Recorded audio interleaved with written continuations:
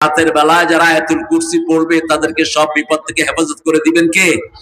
একজন ফেরেশতা আল্লাহ নিয়োগ করে দেন। সেজন্য কথা আমরা নেব, যেই কথাই সুন্দর সেই কথাই আমরা নেব। আল্লাহ তৌফিক দান করুন।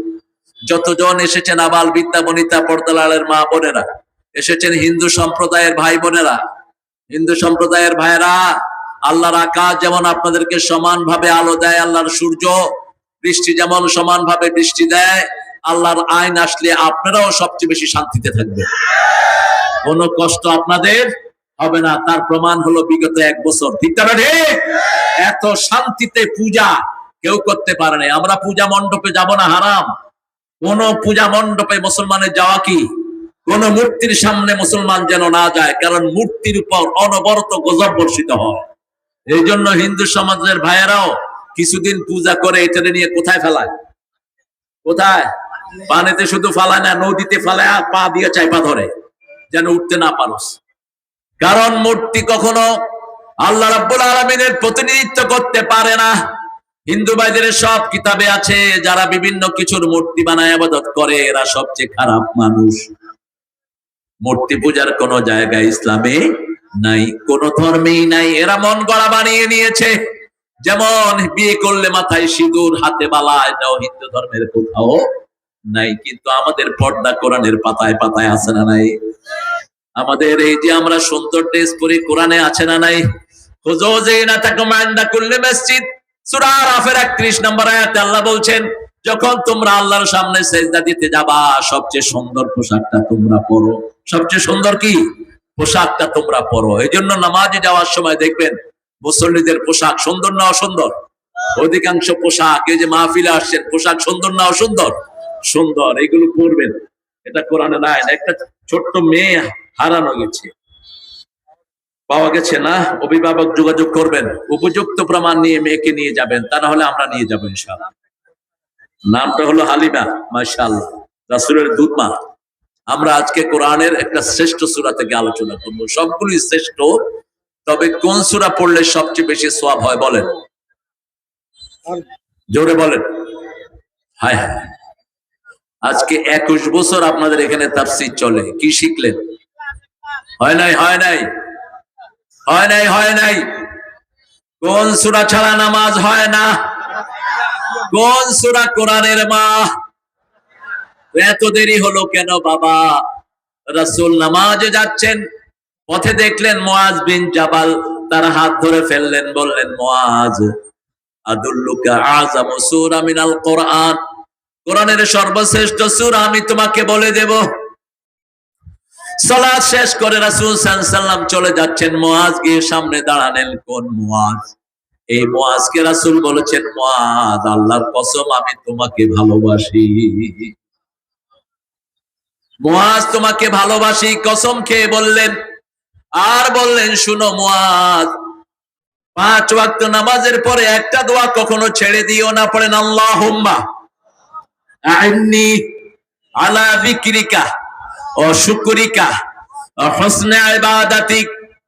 হে আল্লাহ, আমাকে সাহায্য করেন আপনার জিকির যেন করতে পারি, আমি যেন আপনার ইবাদত সুন্দর করতে পারি, আপনার শুকরিয়া যেন ঠিকমতো আদায় করতে পারি।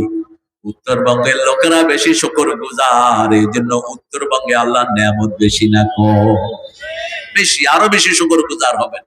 5 ওয়াক্ত নামাজ যদি মসজিদে পড়তেন, উত্তরবঙ্গের সম্পদেই চলতো সারা ভারত, সারা এশিয়া। এত বেশি বরকত আল্লাহ এই এলাকায় রেখেছেন, ঠিক না বেঠে? পাথরের সম্পদ আছে না নাই? এখানে কয়লার সম্পদ আছে না নাই?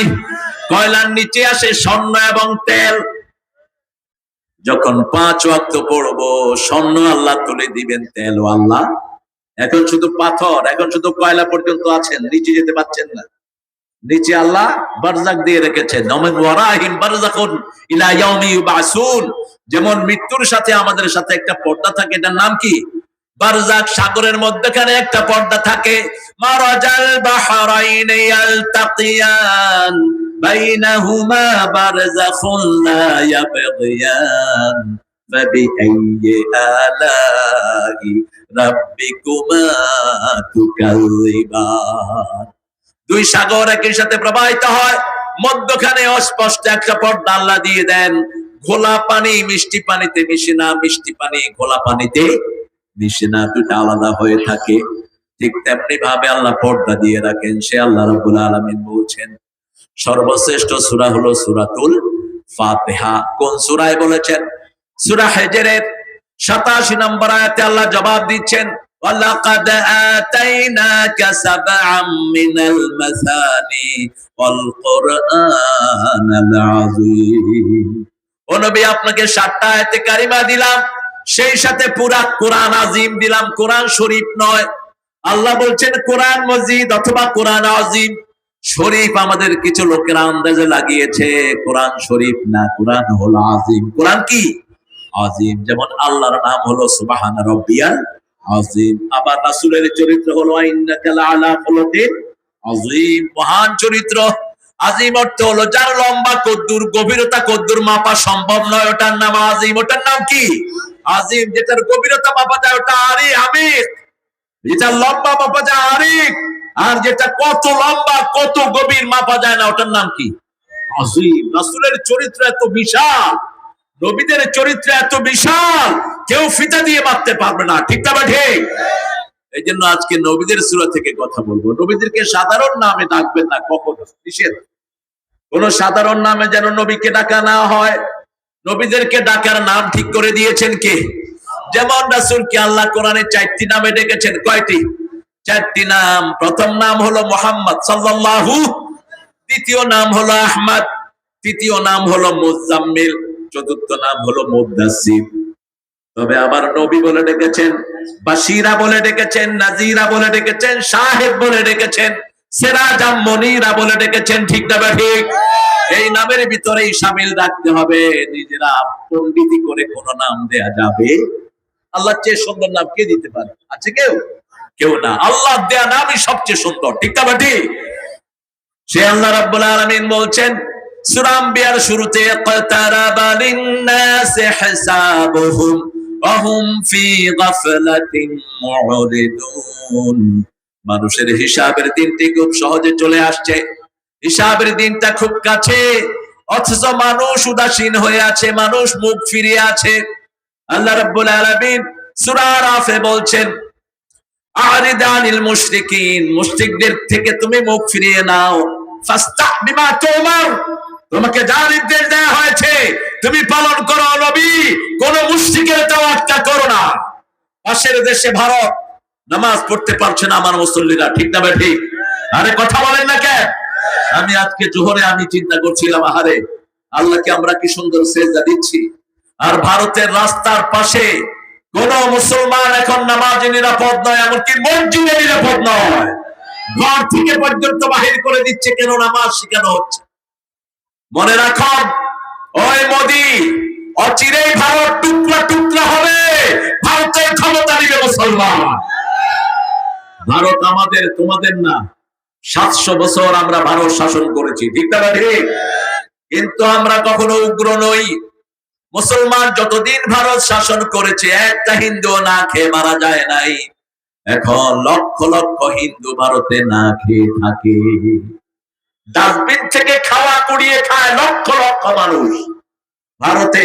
কলকাতাতে, মুম্বাইতে গিয়ে খবর নেন, বস্তিতে থাকে মিলিয়ন মিলিয়ন মানুষ, থাকার ভালো কোনো ঘর নেই। সেই হিসাবে বাংলাদেশের সব সাম্প্রদায়িক শান্তি সবচেয়ে বেশি না কম? আরো জোরে বলেন। অথচ আমরা কত উদার। আমরা কোনোদিন কোন হিন্দুর পূজাতে বাধা দেই নাই। আমরা বুঝাই তাদেরকে, বাবারা পূজা ওর করো না। এবার ভারতে পূজা চলছিল, ওই যে পূজার ভিতরে ওদের একটা মূর্তি আছে, জিহ্বা বের করে থাকে। কি নাম এটা? এ সবাই মুফাসসির। হ্যাঁ, তুমি জানলা কেমনে এটার নাম? কেন? কি অভিজ্ঞ দেখেন। ওরা আর কি চিনে? ভালো করে চিনে। তো ওই মহিলার সাথে ছোট একটা বাচ্চা ওই পূজায় গিয়েছে। বাচ্চা চিন্তা করলো এই মাটা এত জিহ্বা বের করে আছে, ওর একটু রসগোল্লা খাওয়ায় দেয়। ওর মুখে রসগোল্লা দিয়ে দিচ্ছে। ছোট মানুষ, রসগোল্লা কি গেছে না পড়ছে? পড়ে গেছে। তো ও বলতেছে, মা এটা ফেলে দাও কেন, তুমি খাও। আবার দিছে। এখন ওর মা এর মুখে দাও কারো, ওইতে খেতে পারে না। মেয়ে বলতেছে খেতে না পারলে এর সামনে আসছো না। আমার মনে পড়লে এই সূরা আম্বিয়া, ইব্রাহিম আলাইহিস সালাম মেলার জন্য ওনার পিতা তাকে দাওয়াত দিলেন, মেলায় যাবেন না, যেখানে ছেলে মেয়ে একসাথে হয় সেখানে জিনা ব্যভিচার হয়। এজন্য কোরআনের মাহফিলে আসবেন, মেয়েও আলাদা ছেলেও আলাদা। যেখানে ছেলে মেয়ে একসাথে থাকে সেখানে শয়তান থাকে। কি থাকে?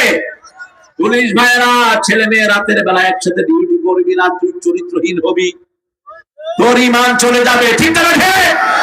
একসাথে ছেলে মেয়ে একসাথে থাকলে মধ্যখানে কে থাকে? কে থাকে? শয়তান। পুলিশের মধ্যখানে বোধহয় পুলিশ শয়তান থাকে। হ্যাঁ, কোত্থেকে বানিয়েছো? হ্যাঁ, মেয়েরা মেয়েদের মধ্যে ডিউটি করে, কোনো অসুবিধা নাই। পুরুষ ছেলেদের মধ্যে ডিউটি করে, কোনো অসুবিধা নাই। এগুলো যেন সেগ্রিগেট হয়, এগুলো যেন আলাদা হয়। ঈমান হারা হয় না। যে বাপ মারা নিজের মেয়ে পুলিশে দিয়েছেন, খবর নেন আপনার মেয়ের চরিত্র কতটুকু ঠিক আছে।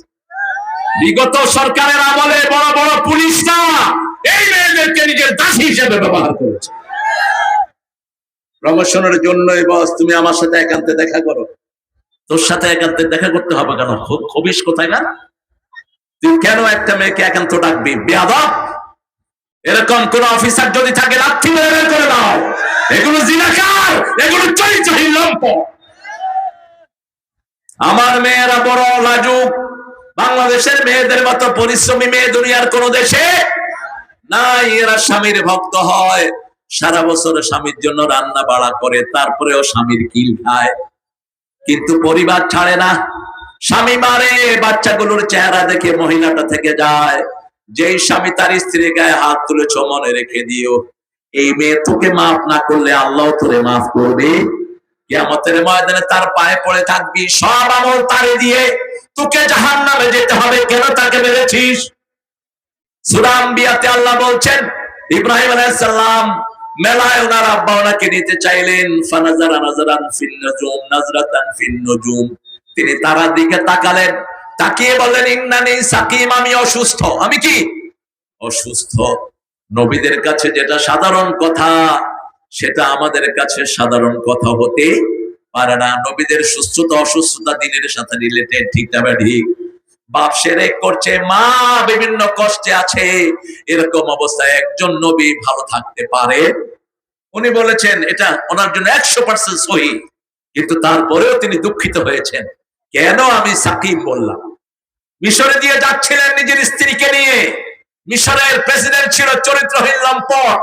যে কোনো সুন্দরী নারী দেখলেই সে তাকে উঠিয়ে নিয়ে আসতো, তার স্বামীকে খুন করে ফেলতো, মেয়েটাকে ভোগ করত।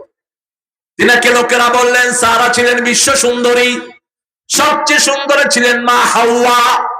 মা হাওয়ার পরে সবচেয়ে সুন্দরী গুণী ছিলেন মা সারা রাদিয়াল্লাহু আনহা।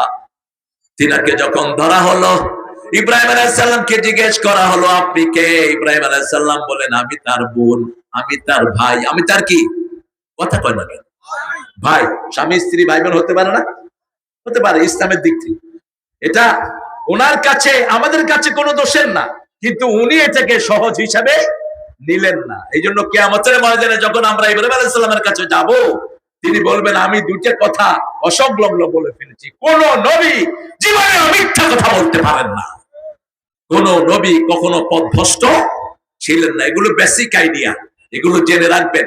আমি যদি অর্থ করি মুহাম্মদ সাল্লাল্লাহু আলাইহি ওয়াসাল্লাম গোমরা ছিলেন, আল্লাহ হেদায়েত দিয়েছেন, তার ঠিক অর্থ বলো না। ও আজাদাকা দাল্লান ফাহাদা, আল্লাহ আল্লাহর হাবিবকে হেদায়েতের উপর প্রতিষ্ঠিত করে দিয়েছেন। ইব্রাহিম আলাইহিস সালাম দোয়া করেছেন সূরা আনাম 87 নম্বর আয়াতের 68 নম্বর 78 নম্বর আয়াতের ভিতরে তিনি দোয়া করছেন, লাউলাম ইয়াহদিনি রাব্বি লাআকুনান্না মিনাল কওমিদ দাল্লিন। আমার আল্লাহ যদি আমাকে হেদায়েত না দেয়, আমি হেদায়েত পেতে পারবো? এটার অর্থ এটা করা যাবে না আমি গোমরা হয়ে যাব, না। কোন নবী জন্ম থেকে গোমরা ছিলেন? এটার প্রমাণ হলো সূরা মারিয়াম। কোলে করে একটা শিশু নিয়ে আসলেন, শিশুর নাম কি?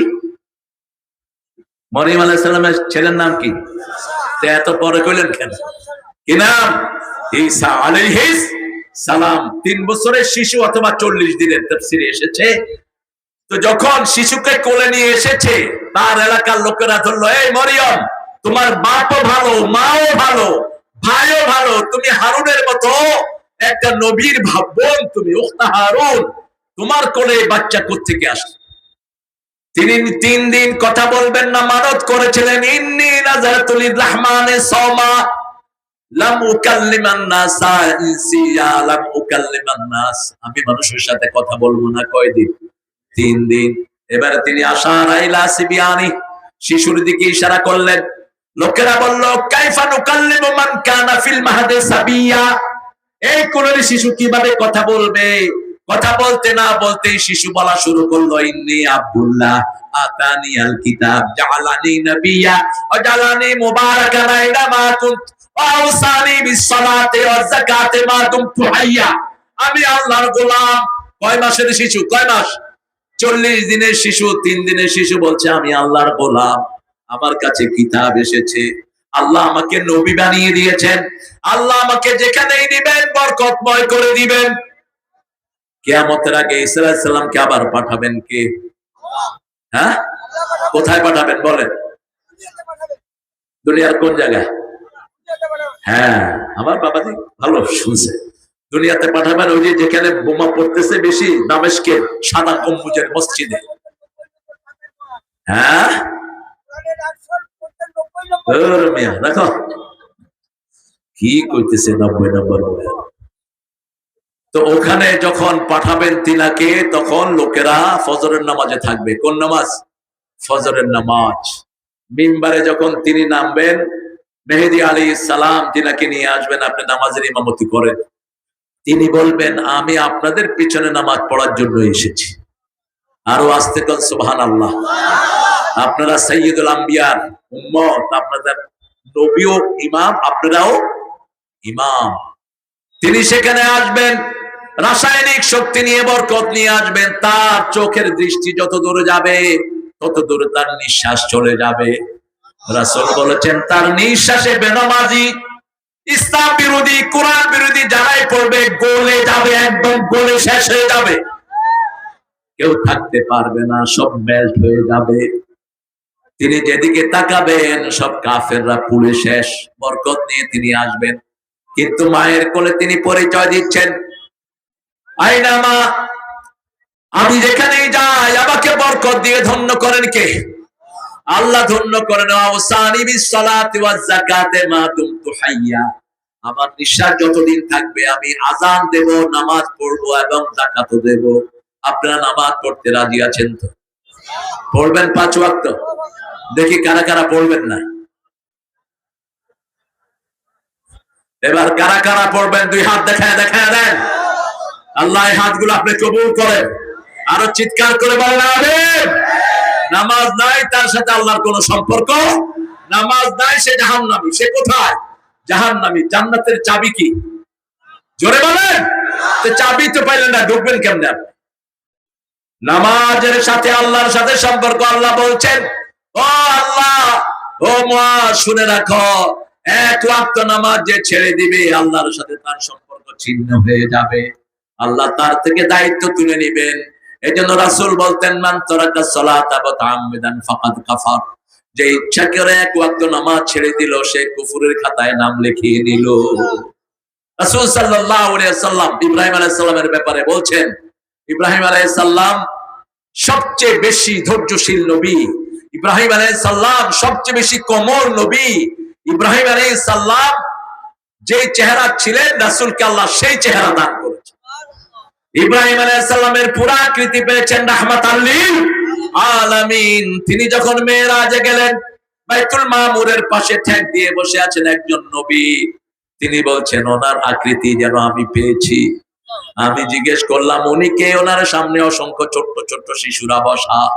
তিনি বললেন, জিবরাইল আমিন আলাইহিস সালাম বললেন, ইনি হলেন আমাদের জাতির পিতা ইব্রাহিম আলাইহিস সালাম। যত শিশু নাবালক বয়সে মারা যাবে, এই সব শিশুরা কিয়ামত পর্যন্ত ওনার সামনেই থাকবে।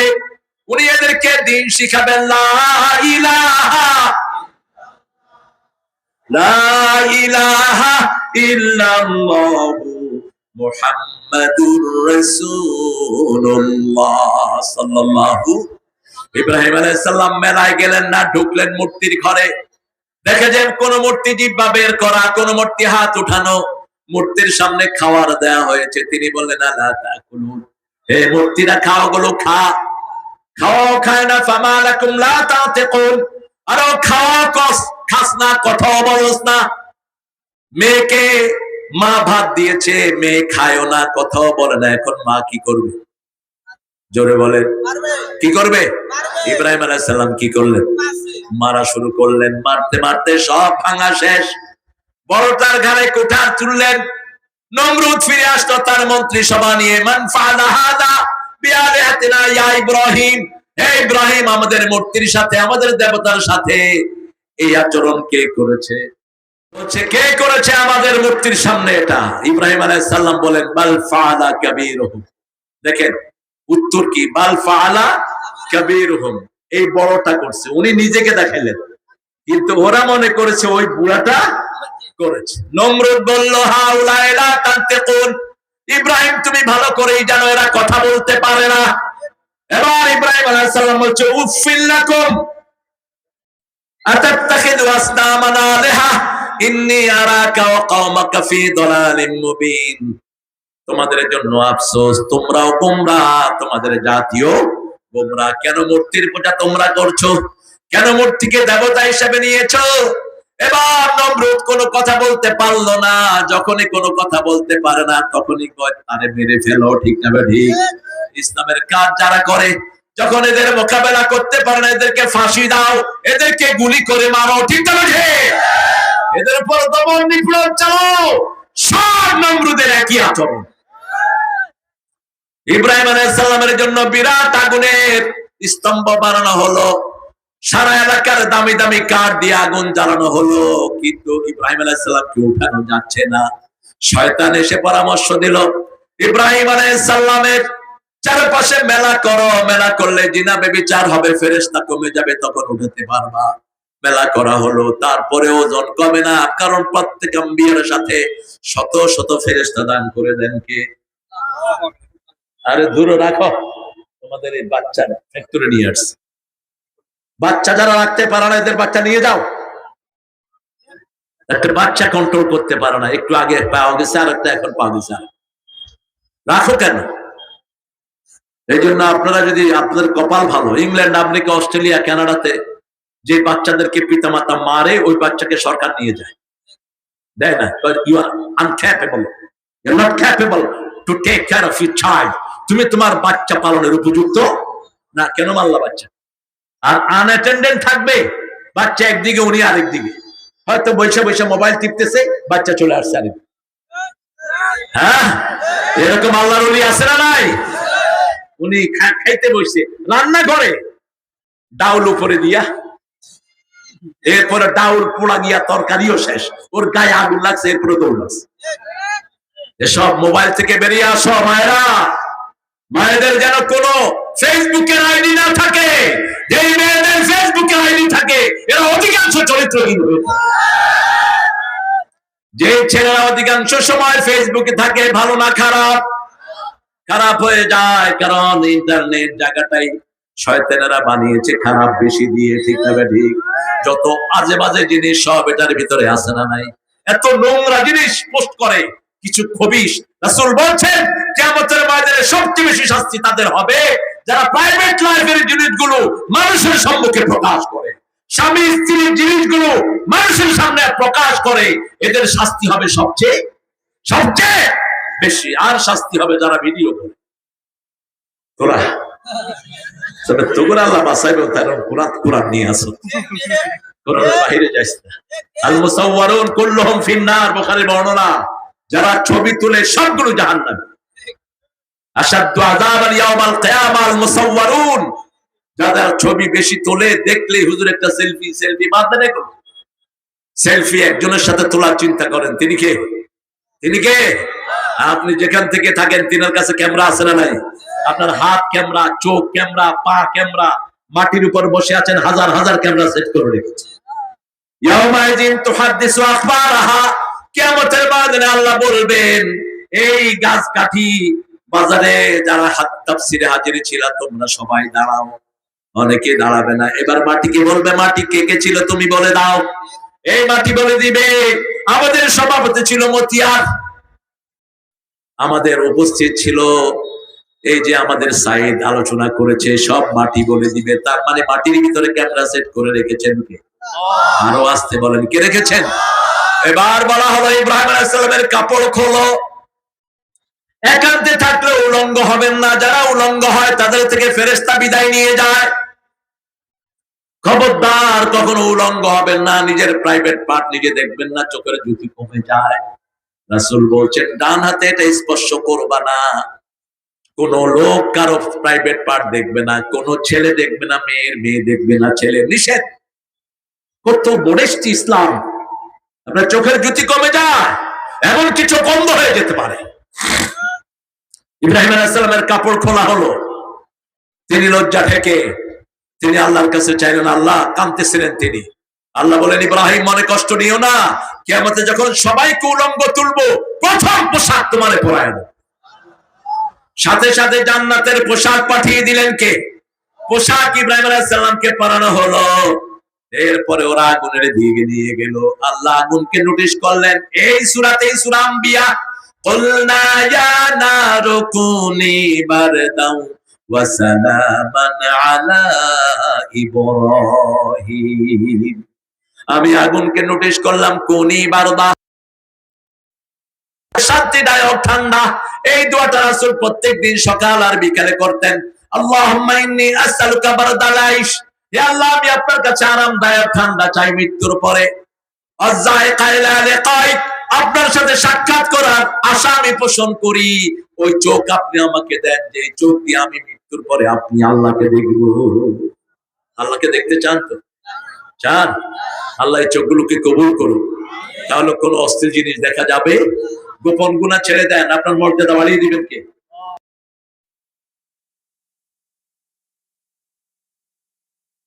মর্যাদা। ইমাম শাফি রাহমাতুল্লাহ, ওনার অনেক জীবনে স্ক্যান্ডাল ছিল, অনেক বড় বড় গুনাহ হয়েছে। একজন বড় আলেমের সাথে ওনার দেখা, উনি কাঁদছিলেন আর বলছিলেন, হুজুর আমি অনেক গুনাহ করি, আমার ব্রেনে থাকে না কিছু। তিনি বললেন গোপন গুনাহ ছেড়ে দাও। কি গুনাহ? গোপন গুনাহ ছেড়ে দাও। গোপনে গোপনে আপনি কি করেন কেউ না জানলেও কে জানে। আর আপনার দুই কাঁধে ফেরেশতা আছে না নাই? কিরামান কাতিবিনা ইয়ালামুনা মা তাফআলুন। আবার এই মাটি সাক্ষী থাকে, হাত সাক্ষী। আপনি বলবেন হাসিনা বলে আমি কি করেছি, কথা বল না কেন? কি বলে আমি কি করেছি? এখন এই 1400 ছেলে যে খুন হলো, এই খুনের হুকুমদাতাকে জোরে বলেন। সাইদের বুকে যে গুলি লেগেছে, হুকুমদাতাকে। ও কয় কি করেছি? 30,000 ছেলে যে আহত হলো, হুকুমদাতাকে। হেলিকপ্টার দিয়েছে কে? গুলি দিয়েছে কে? সে সেদিন অস্বীকার করবে। তখন আল্লাহ বলবেন তোর মুখ বন্ধ করে দিলাম। সূরা ইয়াসিনের 65 নম্বর আয়াত, আল-ইয়াউমা নাখতিমু আলা আফওয়াহিহিম ওয়া তুকাল্লিমুনা আইদিহিম ওয়া তাশহাদু আরজুলুহুম বিমা Kanu ইয়াকসিবুন। Today I will seal upon your mouth, your hand will speak out, your 2 feet will be the witness for that. What have you done in your lifetime? আজকে তোমার মুখে সিল মেরে দিলাম। তোমার হাত কথা বলা শুরু করবে। হাত বলবে এই হাত দিয়ে সাইদকে ধরেছে, এই হাত দিয়ে গুলি করেছে, ঠিক না বেটি? প্রথম ধরা খাবে পুলিশ। ধরা খাবে কে? তুমি বেটা পুলিশ বলবা যে আমি চাকরি করছি, চাকরি আল্লাহ বের করে দেবে। চাকরি তোর বের করে ফেলবে। যতজন জালেমকে সাহায্য করছ এর জন্য জান্নাতে যেতে পারবি না। রাসূল বলেছেন যারা কোন জালেমকে সাহায্য করে মুমিনের কাতারে তার নাম থাকে না। 1 2 নাম্বার বললেন যারা জালেমকে স্যান্ডেলের লেজ দিয়ে সাহায্য করে, কাপড় ছিঁড়িয়ে সাহায্য করে, কিয়ামতের ময়দানে কপালে লেখা থাকবে আইয়াসুম মির রাহমাতিল্লাহ, আল্লাহর রহমত থেকে সম্পূর্ণ নিরাশ। জালেম যখন কোরআন শরীফ পড়ে আল্লাহ তার কষ্ট বাড়ায়া দেয়, তাকে শান্তি দেয় না। সূরা আম্বিয়া 78 নম্বর আয়াতে আল্লাহ বলছেন ওয়ানুনাজ্জিলু মিনাল কুরআনি মা হুয়া শিফাউ ওয়া রাহমাতুল লিল মুমিনিন ওয়া লা ইয়াজিদুয যালিমিনা ইল্লা খাসারা। কোরআনে আমি যা নাজিল করেছি সবটাই হলো আরোগ্যতা। একদিকে কোরআন পড়বেন, আরেকদিকে ভালো করে দিবেন কে? একটু টেস্ট করেন না কোরআনকে। আজকে এত রোগী কেন? বয়স 30-40 না যেতে কোমর শেষ, হার্ট শেষ, হাঁটতে পারে না, চোখে দেখে না। এখন তো হার্ট হসপিটালে গেলে 12 থেকে শুরু হয় রোগী, 8 বছর, 9 বছর, 10 বছর চোখে দেখে না, হার্ট কাজ করে না। কেন? এই মোবাইলের কারণে। কিসের কারণে? মোবাইল। এখন নেশার পরে পোলাপান আগে একসাথে হয়ে পড়তো, এখন একসাথে হয়ে কি দেখে? উত্তরবঙ্গে দেখে না, কি করে? মোবাইল টিপে। আর কি টিপে? এই ডাইনে ডাইনে মার মার মার, একা কইতেছে মার। আমি এক বাসায় ঢুকছি, দেখি যে ভিতর থেকে আওয়াজ আসতেছে মার। আমি বললাম কি ব্যাপার? মারামারির তো কোনো সিমটম দেখতেছি না, কে কারে মারে? বললাম এই কেন রে মারস?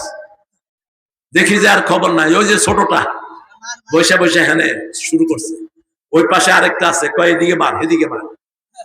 পরে বললাম যে ভাই আপনার এখানে ঘরে কেউ আছে? কয় ছোট ছেলেরে রেখে গেছি ওর মায়ের মোবাইল দিয়ে। বেটা বেকুব, পোলার কি ধ্বংস তুই করেছিস, তুই তো বুঝোস না।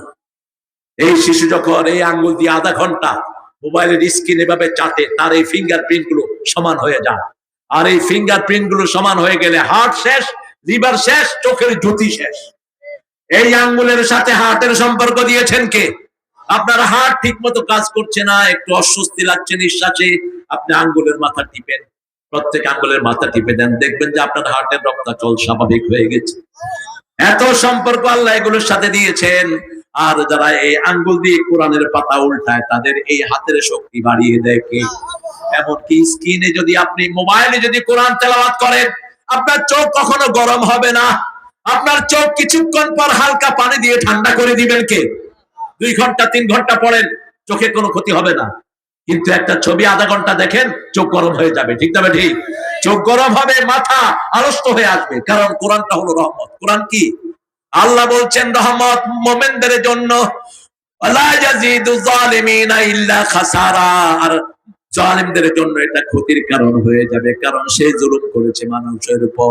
সাইয়েদনা ইব্রাহিমকে যখন আগুনে ফেলানো হলো, তিনি আগুনে হাঁটছেন আর বলছেন আমার জীবনের সর্বশ্রেষ্ঠ সময় ছিল ওই আগুনের মধ্যে থাকা। ওই আগুনে যখন তিনি আগুনের ফুলকাগুলোকে হাত দিয়ে নাড়ছিলেন, নমরুদের মেয়ে দেখে বলছে লা ইলাহা ইল্লাল্লাহু ইব্রাহিম খলিলুল্লাহ। বলেন লা ইলাহা ইল্লাল্লাহু ইব্রাহিম খলিলুল্লাহ। হিসাবের দিনটি কাছে আসতেছে, আমরা মুখ ফিরিয়ে নিয়েছি। এরপরে আল্লাহ রাব্বুল আলামিন বলছেন মা ইয়াতিহিম মিন যিকরিন মির রাব্বিহিম, আল্লাহর পক্ষ থেকে কোনো জিকির আসে নাই। এই জিকিরের সাথে আমাদের বহু মানুষেরা অন্যায় করেছে। প্রথম জিকির হলো কোরআন। সূরা হিজরের 9 নম্বর আয়াতে আল্লাহ বলছেন ইন্না নাহনু নাযালনা যিকরা ওয়া ইন্না লাহু লাহাফিজুন। কোরআনকে জিকির করে নাজিল করেছেন কে? যত জিকির আমরা করি সব কোরআনে এই জিকির করতে রাজি আছেন তো? দেখেন একটা দলের লোকদেরকে কেন পিটালো? ওরা ঘুম থেকে উঠে কোরআন তেলাওয়াত করে, আছে না এরকম একটা দল? আরে কথা বল না কেন? এরপরে হাদিস অধ্যয়ন করে, এরপরে ইসলামী সাহিত্য পড়ে, এরপরে 5 ওয়াক্ত নামাজ জামাতে পড়ে। কিসে? জামাতে। এরপরে সামাজিক কাজ করে। ঠিক না বেটি? এছাড়া তাদের কর্মসূচিতে আর কোনো খারাপ কাজ নাই। এই পর্যন্ত যত মন্ত্রী বাংলাদেশে ছিল খুব কমই চোর ছাড়া ছিল। ঠিক না বেটি? কিন্তু 2 জন মন্ত্রী ছিলেন, একটা পয়সা চুরি করে, নাম বলেন। ঢাকাতে তাদের কোনো বাড়ি নাই। সমাজ কল্যাণ মন্ত্রী মুজাহিদ সাহেব, উনি আমাকে কোলে নিয়েছেন ছোটবেলায়। উনি যখন মসজিদে নামাজ পড়তে গেলেন মাগরিব, আমি বললাম চাচা আপনি মন্ত্রী সাহেব, আপনার জুতা যদি চোরে নিয়ে যায় এটা তো পত্রিকায় উঠবে, তুমি আমার সাথে আসো, আমার যে জুতা এটা কুত্তাও নিবেন। আমি বললাম তার মানে? রিক্সাওয়ালারা যে স্যান্ডেল পরে আমিও সেই স্যান্ডেল পরি। রিক্সাওয়ালারা ওই যে টায়ার কেটে এক জাতীয় স্যান্ডেল আছে না, অনেকদিন যায়, এই স্যান্ডেল পরে রিক্সাওয়ালারা। এরপরে উনি নামাজ পড়ে ওনার জুতা তালাশ করতেছেন। মানুষ বাহিরের জুতা তো মানুষ ইচ্ছা মতো পায়ের সাথে এদিক সেদিক যায়, ঠিক না ঠিক? অনেক জুতা থাকে, এর মধ্যে এদিক সেদিক চলে যায়। দেখি যে তিনি একজন ক্যাবিনেট মন্ত্রী জুতা তালাশ করতেছেন। কোথায় পাবেন এই নজির এই সময়? সামান্য একটা মেম্বার 100 কোটি টাকার মালিক আছে না নাই? আর এই মন্ত্রী তার স্ত্রীকে বলেছে, শুনো, আমি মন্ত্রী হয়েছি, মনে করো না মহা কিছু হয়েছে। আলু কিনে দিলাম, চাউল কিনে দিলাম, ডাল কিনে দিলাম, সারা মাস আমার কাছে আর কিচ্ছু চাইবা না, কিচ্ছু চাইবা না। জয়পুরহাটে আসলেন তিনি, তাকে ডিসি জিজ্ঞেস করছে, স্যার কয়জন খাবে? তিনি বলেন, এই ডিসি, তুমি কি এতিমখানা খুলছো নাকি? আমার কয়জন খাবে সেটা দিয়ে তোমার দরকার। ডিসি বলছে, স্যার অতীতের সব মন্ত্রীরা আসার আগে আমাদেরকে বলতো 50 জনকে খাওয়াবো, খাওয়া রেডি করেন। আমরা কোত্থেকে রেডি করব? আমরা বাজারে বড় বড় ব্যবসায়ীদেরকে ফোন করে স্ক্রিনে বলতাম, ওর থেকে 5 লাখ, ওর থেকে 2 লাখ, ওর থেকে 3 লাখ সমানে কালেকশন করতে থাকে। বাস 30 লাখ কালেকশন হয়ে গেল, 5 লাখ টাকা মন্ত্রী খেলো, বাকি 25 লাখ কোথায়? আরে কথা বল না কেন? কোথায়? ফহর কোথায়? ফহর। বাস এখন তিনি বললেন, শোনো ঋষি, আমার একটা ছোট্ট দল আছে, আমি একটা এতিমখানা ভিজিট করতে যাব। সেই এতিমদের টাকা নেয়, কিন্তু সেই এতিমদের নাকি ভালো খাওয়া দেয় না। ঠিকই তিনি গিয়ে এতিমখানায় ঢুকলেন, আর কর্মীদেরকে বললেন, ডাল দিয়ে খিচুড়ি রাঁধো, আর জয়পুরহাটে আরো বেশি পাওয়া যায়, একটু আলু দিয়ে দাও খিচুড়ির সাথে। এই খিচুড়ি খাবে আমার সাথে যারা গেস্ট। এবং ওই ডিসি কে বললেন, তুমিও আমাদের সাথে দুপুর বেলায় খাবা। ঠিক না ঠিক? এই হলো ইসলামের নিয়ম, ঠিক না ঠিক? আপনি মানুষের উপরে জুলুম করলে আপনাকে দুনিয়া থেকে সরিয়ে দিবেন কে? আপনার শান্তি নষ্ট করে দিবেন কে? হিসাবের দিন দিতে হবে। আমার ফারুককে দেখতে আসলেন পারস্যের একজন রাষ্ট্রনায়ক, একজন অ্যাম্বাসেডর দেখতে আসলেন। এসে দেখেন গম চালনি করলে গমের একটা ওই যে খোঁচা খোঁচা বের হয় না, চাললে, আপনাদের এখানে তো চালে না, চালনিতে চালে না গম, চালে আমরা বেশিটা খাই। আর যেগুলো খোঁচা খোঁচা এগুলো কি করি? ফেলে দেই। কি বলে এটাকে? গরু খায়, গরু খায়। এটা দিয়ে রুটি বানিয়ে খাচ্ছে ওমর। সুবহানাল্লাহ বেরোবে না? ওই অ্যাম্বাসেডর বলছে, আমাদের কাজের লোকেরা এত খারাপ খায় না। ওমর বলছেন, শোনো, আমার দেশের সবচেয়ে গরিব লোক যতদিন এর চেয়ে ভালো খানা না খাবে, আমি ওমর যদি খাই, কিয়ামতের ময়দানে চুলের কাতারে দাঁড়াতে হবে। জাতীয় কবিতার চরিত্র নিয়ে লিখছেন, অর্ধ পৃথিবী করেছ শাসন, ধুলার তক্তে বসে, খেজুর পাতার প্রাসাদ তোমার বারবার গিয়েছে খসে। আর ঘর ছিল ধুলা বালির ঘর, চারিদিকে ছিল খেজুর পাতার ছাউনি। সেই ওমর দুপুর বেলায় বিশ্রাম নিতেন গাছের তলায়। দেখতে আসছে ওনাকে পারস্য থেকে। পারস্য ওই সময়কার আমেরিকা সবচেয়ে পাওয়ারফুল। বলছে, আইনা মালিক হুকুম, তোমাদের প্রেসিডেন্ট কোথায়? লোকেরা বলল, we don't have any kingship, আমাদের কোনো প্রেসিডেন্ট নাই। We have one volunteer, he is sleeping under the tree. আমাদের একজন খাদেম আছেন, তিনি এই দুপুরের রোদে কোনো গাছের তলায় ঘুমাচ্ছেন। দেখতে কেমন? টলেস্ট ম্যান, সামনে চুল কম, ঘাড় পর্যন্ত চুল ঝুলানো, বুক ভরা দাড়ি। ওমরের গায়ে এত শক্তি ছিল, 2 আঙ্গুল দিয়ে মানুষ উঠাতেন। কয় আঙ্গুল? 2 আঙ্গুল। এরকম করে দাঁড়ালে পিলো হজম হয়ে যেত। অসম্ভব শক্তিধর মানুষ। রাসূল বলছেন, ওমর তুমি যখন কোন রাস্তায় দাঁড়াও, ওই মাথায় শয়তান থাকলে পাওয়া যায়। শয়তান তোমার রাস্তায় হাঁটে না, বুখারী হাদিস। সেই ওমর শুয়ে আছেন, ডান হাতটাকে মাথার নিচে দিয়ে একটা গাছের তলায়। ওই লোকটা ঘুরতে ঘুরতে দেখে ওরকম লম্বা, ওরকম চুল। এসে দেখছেন আর বলছেন, মান হাদার রাজুল, উনি কে? পাশে মদিনার লোকেরা বলছে, হাদা আমিরুনা ওমর ফারুক রাদিয়াল্লাহু আনহু, এই হলো আমাদের আমির। অ্যাম্বাসেডর কাঁদলেন আর বললেন, আমিনতা আমিনতা, তুমি মানুষকে শান্তিতে রেখেছো, তোমাকে শান্তিতে রেখেছেন কে? তুমি মানুষের উপর আদল করেছো, আল্লাহ তোমার উপর আদল করেছেন। তুমি মানুষকে নিশ্চিন্ত করেছো, তোমাকে নিশ্চিন্ত বানিয়ে দিয়েছেন কে? আর বিগত সরকারের এমপি দেখছি পায়খানায় গেতেও পুলিশ আছে না নাই? কথা কর না কেন? হায় রে পাহারাদার! আমি শরীয়তপুরে সকালবেলায় হাঁটছি ফজর পড়ে, দেখি যে বাগানের ভিতরে পুলিশ ৫-৬টা। হ্যালো, এই পুলিশ, মসজিদে না গিয়ে বাগানে করস কি? কন্যা হাত দিয়েছি, আমরা পাহারা দিই। পাহারা তো দিতেই হবে, কারণ চোরের জন্য পাহারা বেশি দরকার হয়। আর যারা মানুষকে শান্তি দেয় তাদেরকে শান্তি দেন কে? সে আল্লাহ বলছেন হিসাব দিতে হবে। কার কাছে? আল্লাহর কাছে হিসাব দিতে হবে। আমরা বললাম আল্লাহ কার হিসাব কে দিবে?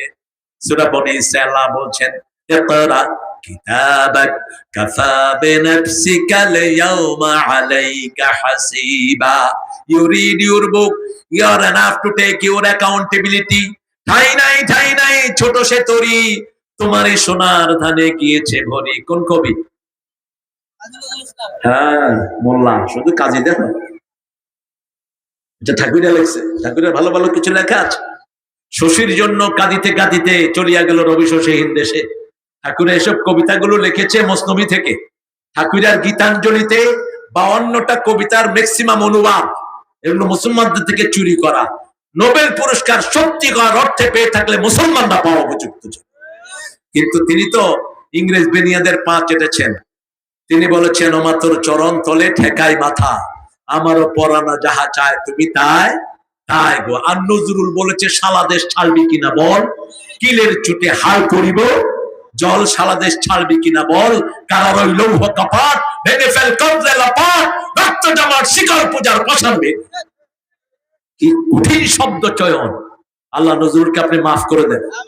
বাংলার সাহিত্যে এরকম কবি আর কখনো আসবে না। তিনি বলেছেন আমি কবিতায় যা দিয়েছি কেউ আমাকে পাস করতে পারবে না, আমি চিরতরে দূরে সরে যাব, তবু দেব না আমায় ভুলিতে।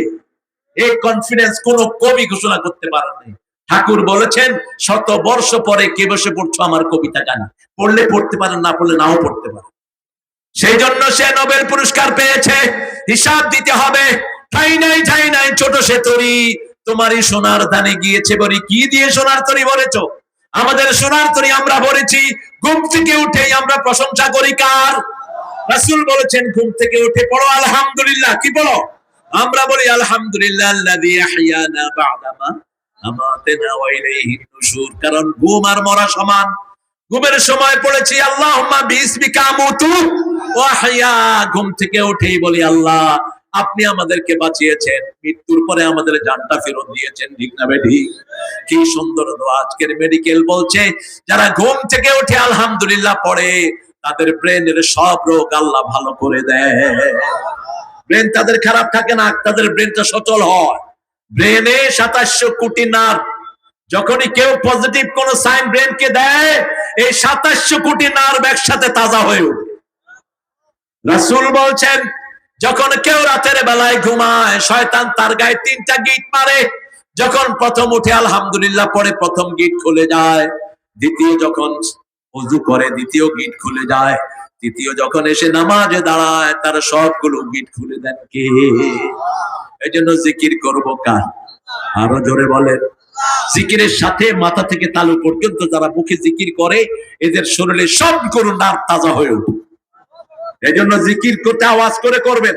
এখন তো নামাজের পরে অনেকে মুখ বন্ধ করে, আছে না? মুখ লয় না। বললাম বাবাজি জিকির কই? ভিতরে চলতেছে। ভিতরে কি 21 ফিট করছেন আপনি? এরপরে যারা তসবিহ হাতে দেখবেন তসবিহ টিপে কথাও। বললাম বাবা কি কোনটা? ভিতরে চলতেছে, এটা উৎপরি দিয়া করতেছে না। রাসূল বলছেন সাল্লাল্লাহু, যারা আল্লাহ জিকিরে ঠোঁট লাড়ে আল্লাহ নিজে তাদের সাথে থাকে। বলেন সুবহানাল্লাহ, আলহামদুলিল্লাহ, আল্লাহু আকবার, লা ইলাহা ইল্লাল্লাহ। আমরা বললাম জিকিরে কি লাভ? সূরা রাদের 28 নম্বর আল্লাহ বলছেন শুনো কি লাভ। আল্লাযীনা আমানু তাতমাইন্নু কুলুবুহুম বিযিকরিল্লাহ, আলা বিযিকরিল্লাহি তাতমাইন্নুল কুলুব। যারা আল্লাহর জিকির করে তাদের মনে শান্তি এনে দেন কে?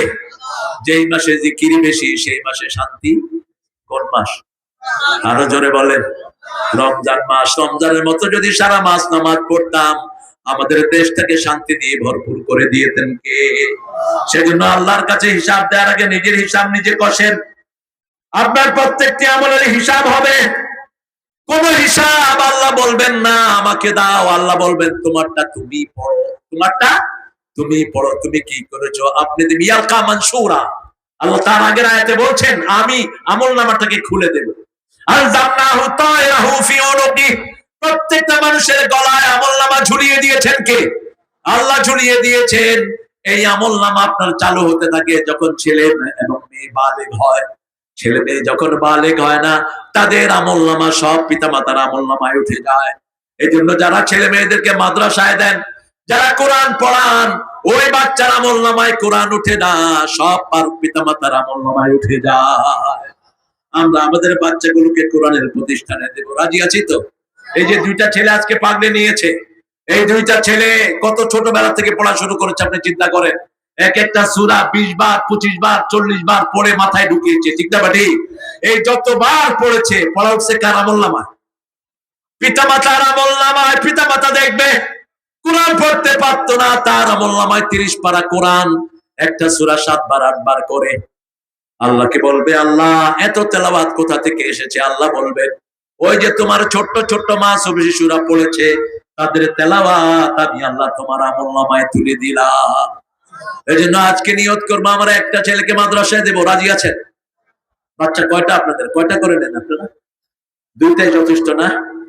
ছেলে হোক মেয়ে হোক, জুটি সন্তানই অতিষ্ঠ। একটা হইলে ভালো, না হইলে আরো ভালো। যদি বিয়ের পরে কেউ বলে আমার যেন সন্তান না হয়, রাসূল বলেছেন ও হলো চরিত্রহীন। ও কি? জিনাকার। বিয়ের পরে যে সন্তান চাইবে না সে কি? সে কি? বিয়ের মূল উদ্দেশ্য কি?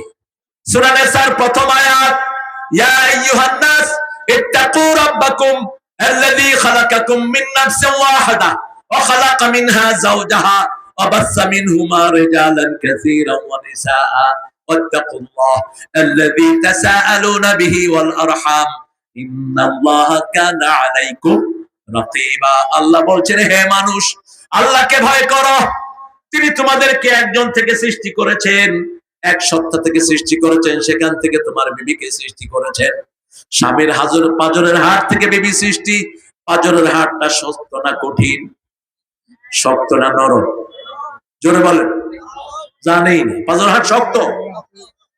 পাঁজরের হাড় শক্ত, এই জন্য বিবির একটু শক্ত হয়। এই শক্তকে যদি আপনি সোজা করতে যান কি হবে? ভেঙে যাবে। এই জন্য বিবি যখন রাগ করে কখনো আপনি রাগ করবেন না। ইমাম আহমদ ইবনে হাম্বল তিনি বলছেন বিবি মারা যাওয়ার পর অনেক লম্বা ঘটনা তিনার বিবাহকে নিয়ে। দুই বোনকে তিনি দেখতে গেলেন। তার চাচি বলল ইমাম আহমদ ইবনে হাম্বল যে চাচি আপনি দেখেন, আমি দেখবো না। চাচি বললেন ছোট মেয়েটা খুব সুন্দরী, কিন্তু বড় মেয়েটা একটু কম সুন্দর, খুব দিনদার। তিনি বড় মেয়েটাকে বিয়ে করলেন। 30 বছর পর তিনি মারা গেলেন। আহমদ ইবনে হাম্বলের আপনারা জানেন লক্ষ লক্ষ হাদিসের ছাত্র।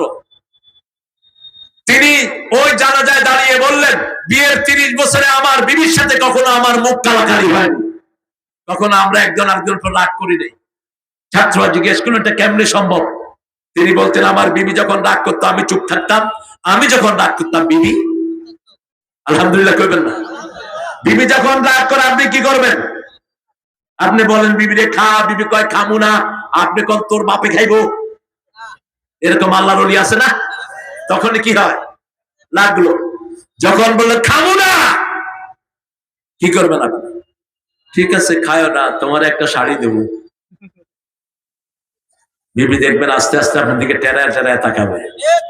এরপরে বলেন 2টা শাড়ি দিব, যদি শাড়ি পছন্দ করে বলেন 3টা শাড়ি দিব, কয় কোন সময় দিবা কম। অনেক বিবি আছে বাপের বাড়ি যাওয়া পছন্দ করে, যেমন মা এসব বাপের বাড়ি যাওয়া পছন্দ করতে। কিছু ডাকাত স্বামী আছে বাপের বাড়ি যেতে দেয় না। বিশাল পণ্ডিতনি, বিয়ে করে ওর মাথা কিনে নিয়ে গেছে। মূর্খ। মা এসে রাসূল নিজে দিয়ে আসতেন, এবং মা এসার যখন বান্ধবীরা খেলতে আসতো তিনি পুতুল খেলতেন। কি খেলতেন? পুতুল খেলতেন। ঘোড়া দিয়ে পুতুল বানিয়েছেন, ওই যে কাপড় দিয়ে। পুতুলের আবার ডানা দিয়েছেন রাসূলের ঘরে। রাসূল মা এসার যেখানে শুইতেন ওখানে সাজিয়ে রেখেছেন। রাসূল দেখলেন ঘোড়ার কি ডানা, রাসূল বললেন, এই আয়েশা, ঘোড়ার ডানা পাইলা কই? সুলাইমান আলাইহিস সালামের ঘোড়ার ডানা ছিল, আপনি দেখেন নাই? দেখেন, রাসূল একটু প্রতিবাদ করলেন না, হ্যাঁ থাকতেও পারে, তুমি যখন বলেছো তাই। মা আয়েশার বান্ধবীরা যখন ঘরে আসতো, রাসূল সাল্লাল্লাহু আলাইহি ওয়াসাল্লাম তাদেরকে জায়গা ছেড়ে দিয়ে মসজিদে নববীতে চলে যেতেন। এই ছিল তিনার চরিত্র। মা আয়েশাকে নিয়ে মরুভূমিতে দৌড় দিতেন রাহমাতাল লিল আলামিন। আর আমাদের মেয়েরা এত কষ্ট করে, একটু আলাদ করলে স্বামী গায়ের দিকে খুদে যায়, এরকম স্বামী আছে না নাই? আপনি তার কোন হালাতটা পূরণ করেন? রাসূল সাল্লাল্লাহু আলাইহি ওয়াসাল্লামের ব্যাপারে মা আয়েশা বলছেন, খেতে বসলে প্রথম খাওয়াটা রাসূল আমার মুখে ঢুকিয়ে দিতেন। আমি খাওয়ার পরে খাওয়া শুরু করতেন রাহমাতাল লিল আলামিন। আমি সারিদ পছন্দ করতাম, সেই সারিদ লোকমা বানিয়ে তিনি প্রথম আমার খাবার আমার মুখে দিতেন।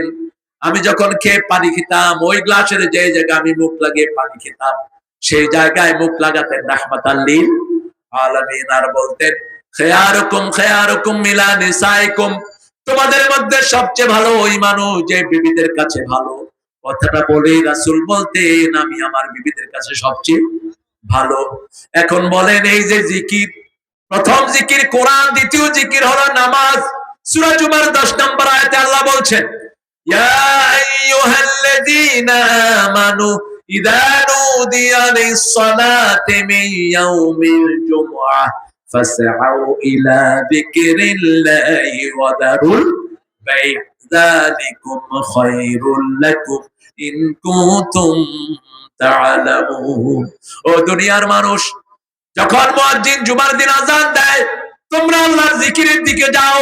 ওটা তোমার ব্যবসার চেয়ে ভালো, তোমার বাণিজ্যের চেয়ে ভালো। জুমার দিন না, যখনই আযান হয়, যে মুসলমান দোকান বন্ধ করে না, তার ওই দোকান হারাম দোকান। ব্যবসা যে বন্ধ করে না, তার ওই ব্যবসা কি ব্যবসা? কি ব্যবসা? আল্লাহ বলছেন বন্ধ কর, তুই খোলা রাখলি কেন? বরকতের মালিক কে? আল্লাহ বলে দিচ্ছেন, যালিকুম খায়রুল লাকুম, যদি এটা বন্ধ করো ব্যবসা বেশি হবে না কম? আল্লাহ বলছেন খায়রুল লাকুম। আপনি সৌদি আরবে দেখবেন, নামাজের আন্ডারে ছিল, তারা এখন আছে কিনা আমি জানি না, আযান হলে দোকান বন্ধ। এক এক দোকানে হাজার হাজার কোটি টাকার ব্যবসা হয়, ঠিক না বেটি? আর আমাদের যখন আযান হয়, ব্যবসা আরো জমে। মসজিদের আশেপাশে দোকানদাররা থাকে, নামাজে যায় না। চূড়ান্ত ভাবে আল্লাহ বললেন যে আমার জিকির থেকে মুখ ফিরাবে। সূরা আম্বিয়ার 2 নম্বর আয়াত, মা ইয়াতিহিম মিন যিকরিম মির রাব্বিহিম, রবের জিকির থেকে যারা নিজেদেরকে মুখ ফিরিয়ে নেবে। সূরা আরা, সূরা তাহা 124 নম্বর আয়াতে আল্লাহ জবাব দিচ্ছেন, আমান আরাদা আন যিকরি ফাইন্না লাহু মাঈশাতান দানকা ওয়া নাহশুরুহু ইয়াওমাল কিয়ামাতি আ'মা। তোমরা যারা আমার জিকির থেকে মুখ ফিরাবা, অন্ধ করে কিয়ামতের ময়দানে তুলবো, আর দুনিয়ার জীবন কষ্টে ভরে দেব। এখন মুসলমানরা শান্তিতে আছে না কষ্টে আছে? আরো জোরে বলে। অধিকাংশ মুসলমান নামাজ পড়ে না, ঠিক না বেঠিক? কথা কম। ফজরের নামাজে কয়জন হন?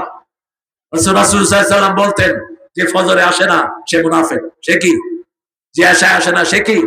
মুনাফিক। আমরা 5 ওয়াক্ত নামাজ পড়বো, রাজি আছি? রাজি আছি? দেখি একটু আল্লাহকে হাত তুলে দেখায় দিই। বলেন, হে আল্লাহ, হে আল্লাহ, আপনার নামে কসম খাচ্ছি, জীবনে আর কোনোদিন ফরজ নামাজ, ফরজ রোজা, ফরজ পর্দা, ফরজ কোরআন পড়া ছেড়ে দেব না। আমিন ইয়া রাব্বাল আলামিন। কষ্ট হচ্ছে আপনাদের?